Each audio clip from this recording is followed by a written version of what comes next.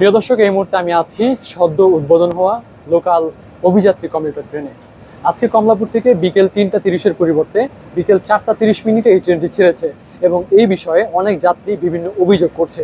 আজকে আপনাদেরকে সেই অভিযোগগুলো জানাবো এবং আরও জানাবো এই ট্রেনের সকল সুবিধা এবং অসুবিধাগুলো যাত্রীরা কি বলছেন। আপনাদের সঙ্গে আমি আছি ইমন খান, আপনারা দেখছেন রেলনিউজ24.com। ঢাকা থেকে গোপালগঞ্জ রোডের সদ্য উদ্বোধন হওয়া অভিযাত্রী কমিউটার ট্রেনের সময়সূচি নিয়ে অসন্তোষ প্রকাশ করছেন যাত্রীরা। উদ্বোধনের পরপরই ট্রেনটির চলাচলে বিলম্বের অভিযোগ উঠেছে। পাশাপাশি নির্ধারিত সময়সূচি যাত্রীদের প্রত্যাশা অনুযায়ী হয়নি বলেও অভিযোগ তাদের। সরকারের কাছে অনুরোধ করতেছি যে আমাদের ট্রেনটা যেন টাইমিংটা কন্ট্রোলিং করে। আমার অভিযোগ হচ্ছে, আমার ট্রেন কমলাপুর থেকে ছাড়ার কথা 3টা 30 মিনিটে, কিন্তু ট্রেন ছাড়ছে 4টা 30 মিনিটে।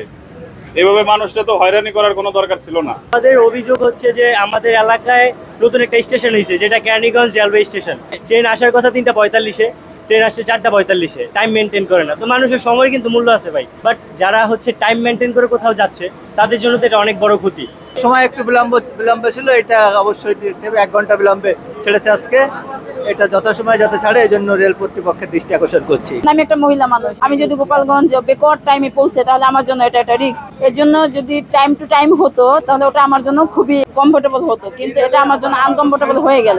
নির্ধারিত সময়সূচি অনুযায়ী প্রতিদিন বিকেল 3টা 30 মিনিটে ঢাকা থেকে ছেড়ে ট্রেনটি সন্ধ্যা 6টা 45 মিনিটে গোপালগঞ্জে পৌঁছানোর কথা। এরপর গোপালগঞ্জ থেকে সন্ধ্যা 7টা 15 মিনিটে ছেড়ে রাত 10:30টার দিকে ঢাকায় পৌঁছাবে অভিযাত্রী কমিউটার। প্রায় 3.5 ঘন্টার এই যাত্রাপথে ট্রেনটি 9টি স্টেশনে বিরতি দেবে।